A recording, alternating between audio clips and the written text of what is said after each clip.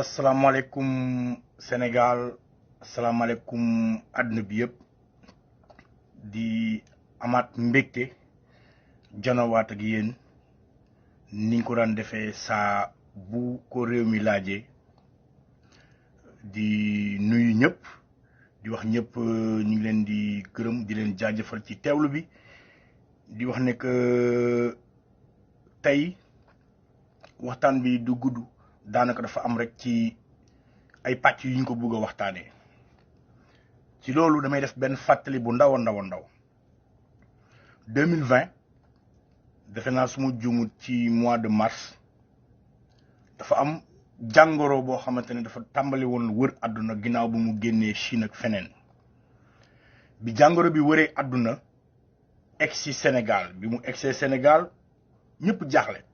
kenn xamul fooy joxe bopp président de la république daal ne comme mbir mi demee na nii xarama woo sénégalais yëpp ñu ñëw daje bu ko defee ma déglu seeni xalaat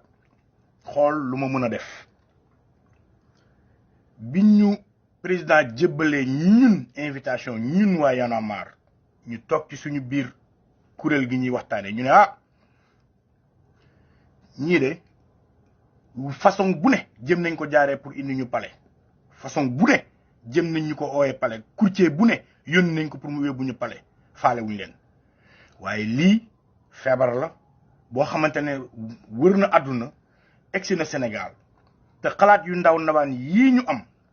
dañ ko war a jël dem jébbal ko il faut que ñu dem ñu wuy ji parce que nag guerre bu ko Sénégal songee dafa soxla lépp luy soldat ñu ne kon on va faire et adopter l'attitude de Chiang Kai-shek ak Mao Tse-tung ak Chiang Kai-shek ils étaient deux Chinois di guerre seen biir guerre bu méttee métti yàlla def Japon envahir Chine bi guerre bi méttee Mao daal di woo Shanghai ne ko Shanghai te ñoo waxtaan ñu teg suñu armes yi ñun ñaar ñu xeex Japon ba pare bu ñu neexee ñu delluwaat ci suñu xeex Shanghai ne ko d'accord ñu commencé ñoom ñaar déggoo kii féetee ci suuf kii féetee ci kaw ñu envahir Japon xeex ba Japon dem bi Japon demee looloo indi tey ngay gis ñu naan la Chine ak Thaïlande Chiang Kai-shek féetewoo Thaïlande Mao féetewoo Chine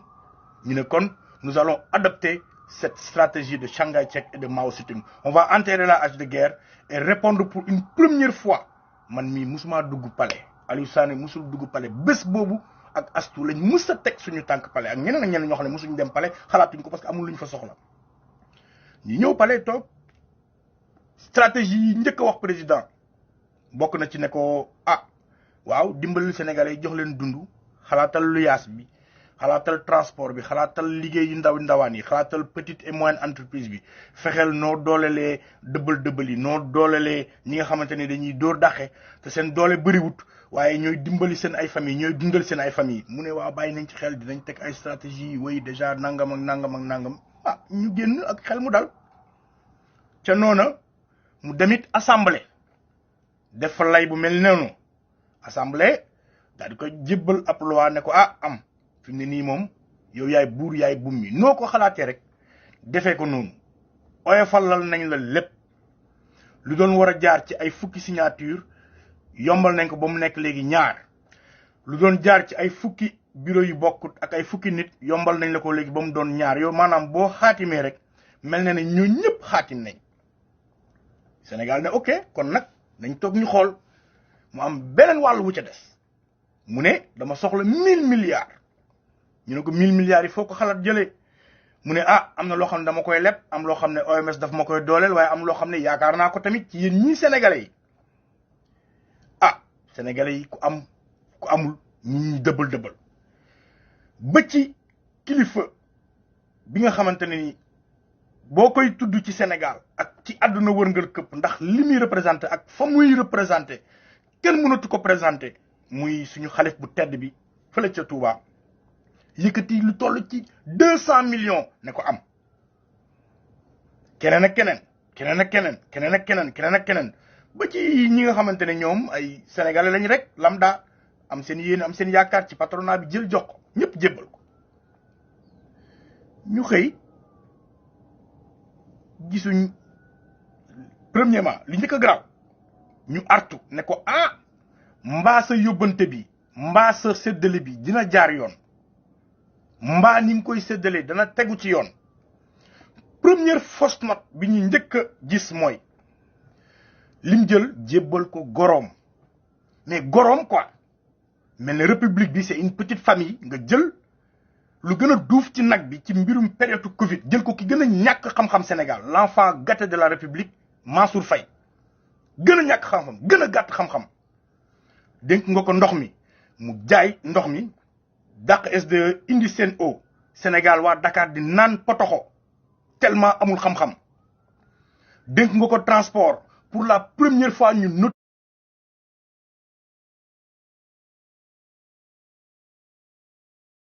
notifié au Sénégal une grève des transporteurs qui a duré 3 jours kenn mënul dem kenn mënul dikk xam nga kooku kon wane na say limite nga yëkkatiwaat ko dénk ko mbirum Covid ñu dem créer ay société écran ñu dem créer ay société fictif ay sociétés yu existé wul ay sociétés yoo xam ne 3 mois d'existence lañ am jël ay xaritam rek jël suñu xaalis suñu alal réew mi li nga xamante ne suñu kilifa diine yi ñun askan bi ak la ñu lay ay 100 ans 150 ans nga jébbal ko yow sa goro jël ko def ci la ko neex moom ak yeneen i ministres yu ñu jàppale. waa tey ñu xëy rapport ak li Sénégalais yi critiquer les magistrats au Sénégal ak li Sénégalais yi histoire di ñaan une justice indépendante pour une première fois quelque chose de historique les magistrats jël seen ay responsabilités Cour des comptes def lu musut a def ñu publier un rapport aussi important ci benn période bu aussi importante résultat yi génn wane ne yéen ndekete ñun Sénégalais yi bi ñuy tëdd suñ kër yi 20 heures yéen a ngi xool nu ngeen pàccoo suñu xaalis bi ñu dajale yéen ndekete yéen ñun bi ngeen di jàpp kilifa diine bu toll ne sëriñu lew na imaamu lew na ca Kaolack nga xam ne lew na ca Kaolack këru diine la biñ koy dóor à 20 heures parce que dafa demoon ne day nodd ji gee muy kilifa ci réew mi ñu dóor ko ndekete boobu c'était yéen pour ngeen séddoo suñu xaalis ndekete bi ñuy dóor yeneen i papaay yeneen doom yeneen i sénégalais yeneen i nit yu nekk ci biir dëkk bi ñu leen di dóor yi métti yéen a ngi ut pexe ak lay bu ngeen séddoo xaalis bi ndekete ñun bi suñu hôpitaux yi di jooy ay gants di jooy ay coton di jooy ay alcool di jooy ay masque ba ci ñenn ñi jël seen ay masque di ko xooj di ko fanaanal ay fan di ko def ci eau de javel di ko baxal pour mun ko solaat yéen ndekete yor ngeen ay milliards yoo xamante ne sénégalais yaa ngi lañ ko jox ngeen téye ko di ci gundaandaat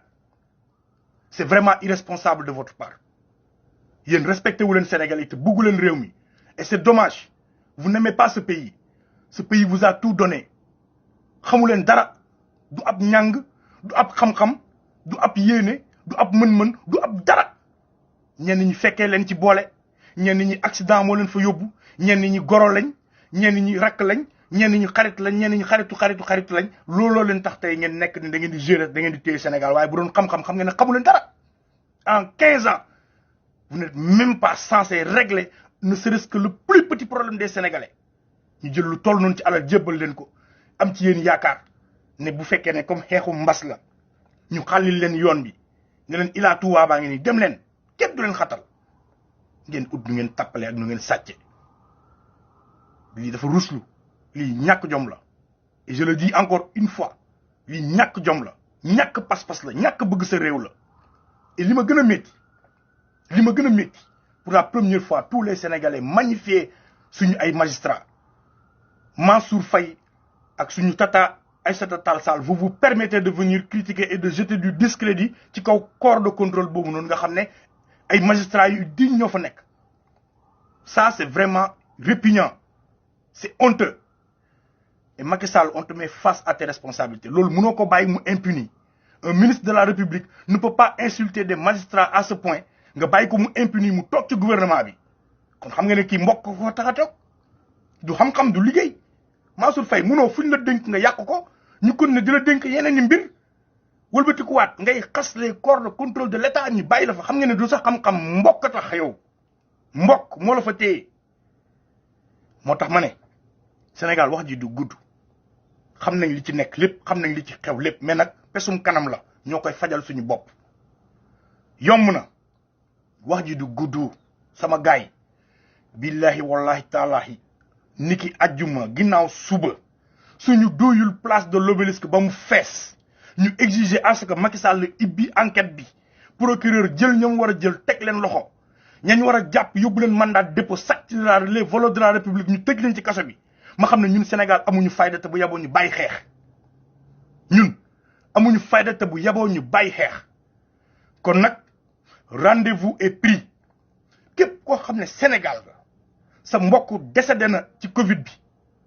te ñii mënoon nañ fexe ba du décédé ndax mënoon nañ defar ay masque mënoon nañ defar oxygène mënoon nañ ko jox gel mënoon nañ ko dimbali ci hôpital mënoon nañ yokk lalu hôpitaux yi defuñu ko woone la ci ndaje bi boo fa ñëwul sa ñàkkum fayda la képp koo xamante ne nii sentir nga sa bopp ci alal bi nga xam ne suñu kilifa diine moo ko yëkkati jébbal ko nguur gi mu jël ko ngundaandaat ci yaataa yumba ci place ba bu la fa kenn jiitu képp koo xam ne rek sénégalais nga gis li fi toll ci ay mort li ci nekk ci ay malade li ci nekk ci ay problème ñu tëj ñu xatal ñu buntu xatal ñu xoqatal ñu dóor ñu tere ñu dem korité tere ñu dem tabaski tere ñu seeti suñu ay mbokk am na nit ku fa ngénte am na ñoo ngénte yi hôpitaux yi la doon yem ñaata liir ñoo juddul ëllëg fii ba 100 ans dañ leen di wooyee bébé Covid mu nar leen topp ñii ñu leen di wooyee bébé Covid ñii ñu leen di wooyee mariage Covid ñii ñu leen di wooyee nangam ñaata mbir lañ ca fomm ndax ñii c'est voleur de la République. Si vous restez comme ça suba ginnaaw suba vendredi incha allah bu ñu julee tisbaar ba noppi te dooyuñu place de l'Obélisque ba mu fees dell ma xam ne ñun Sénégal amuñu fëlate bu yaboo ñu bàyyi xeex kon nag rendez-vous est pris tey jii li may gën a magnifier li may gën a kontaan mooy xoolal li xew la société civile appelle à une manifestation ce vendredi Kolda sax am na parce que Kolda aussi les fils de Alpha Molo Baldé incha allah il faut que ngeen génn ce vendredi là ngeen fees del ci esplanade bu mairie parce que c'est important que région yëpp génne manifester ko peut-être pour les autres régions ils n'ont pas pu prendre le temps et les devants pour am les franchises normales jours yi baax yi pour mun ko def on va en arriver à ce stade mais dama ne Kolda génn leen ngeen feesal esplanade bi ni ki vendredi gis naa ne am na ay caaxaan yu fay waaj a xew bu leen ko accepter dem leen ngeen duy seen place bi ngeen génn ngeen manifester mais pour ce qui concerne Dakar li extraordinaire mooy cette fois-ci c'est la société civile qui a appelé pour ce 30 là mais au-delà de ce 30 l'opposition a appelé pour le 6 et ça c'est important donc on a diverses forces diverses dynamiques yoo xamante ne nii société civile parti politique société civile parti politique et c'est important parce que cette société civile elle doit reprendre ses responsabilités en main ñëw taxaw amatul ay société civile de salon amatul ay société civile de silucé amatul ay société civile non on doit aller au charbon il nous reste que 13 mois xaw ma 12 mois avec ce gouvernement là il faut qu'on sorte il faut que ñëpp wàcc il faut que ñëpp génn il faut que ñëpp ñëw renforcer la marche de la société civile et aller aussi renforcer la marche de l'opposition parce que loolu moom mooy tax une série d'activités une série de révoltes une série de frustrations montrées ci ay plateformes comme ay marches comme ay yu demee noonu mooy tax opinion internationale ak nationale bi comprendre que ne ce qui se passe au Sénégal c'est grave parce que suñu maman Aïssata Tall Sall wër na àdduna bi dem nettali lu safaanoo ak liy dëgg parce que bu génnee wax ne Sénégal 6 milliards ñu soofantal ko le gouvernement def un communiqué naan non c'est-à-dire benn 6 milliards la rek moo kii yéen 6 milliards da ngeen ko xeeb 6 milliards da ngeen ko xeeb 6 milliards xam ngeen lan la mën a régler ci Sénégal gi yëpp 6 milliards ñaata problème la mën a saafara fii ci Sénégal gi amuñ hôpitaux amuñ école jànguñ fajuñ liggéeyuñ ngeen ne ma 6 milliards la rek di ko soofantal ça c'est vraiment irresponsable nous faisons face à un gouvernement boo xamante ni je vous le dis tout de suite bande de malfaiteurs lañ c'est une association de malfaiteurs association de truands c'est des truands parce que ki lay truandé mooy ki lay bàyyi ba ngay tëdd mu nax la c'est des voleurs et c'est ignoble ça c'est de l'ignominie et ça il faut que ngeen génn incha allahu rabbi ñu magnifier ko wane ko vendredi le 30 à partir de 15 heures obélisque nit war a faa sànni mattu te du tag il faut que ñu génn donc gars yi live bi loolu la woon tey rendez-vous est pris inch'Allah rabi ce vendredi que tout le monde sorte maman enfant papa xale ndaw tous les travailleurs bàyyi leen seen liggéey ngeen ñëw may leen réew mi benn 3 heures de temps parce que dafa jot venez qu'on se batte parce que si on ne se bat pas ces gens-là dinañu gën a fontoo dinañu gën a foye te il faut ngeen xam ne que à partir de ce 30 là on marque le pas pour wan Macky Sall ne ko 2023 moom du yomb moom 2023 nguuru Macky Sall du noy on va pas les laisser respirer parce que le 31 c'est important ce jour ñi ngi xaar Macky Sall addu ci mbirum candidature am Macky Sall le 31 décembre soo nee doo candidat ñëpp dinañ tàccu ku ne dem vaquer ji sa ay liggéey Macky Sall boo nee candidat nga ñu def lu toll ne ni nga waxee ne candidat nga incha allahu rabbi kon gars yi rendez-vous est pris incha allah le 30 na ñëpp génn bu ko kenn wuutu maa ngi leen di wax ne lépp lu fi dëng sama coobare la lépp lu fi jubit sunu borom la di ñaanaat encore beneen dig daje di leen wax wasalaam jaa ngeen jëf respect au peuple sénégalais di jaalwaat nos morts ci Covid bi di leen massawaat les familles di wax ne jërë ngeen jëf Sénégal et nous espérons que marche bi mooy doon marche bi gën a réussir ci ñu mës a def yépp ci suñu àdduna incha allahu rabbi wasalaam Sénégal jërë ngeen jëf.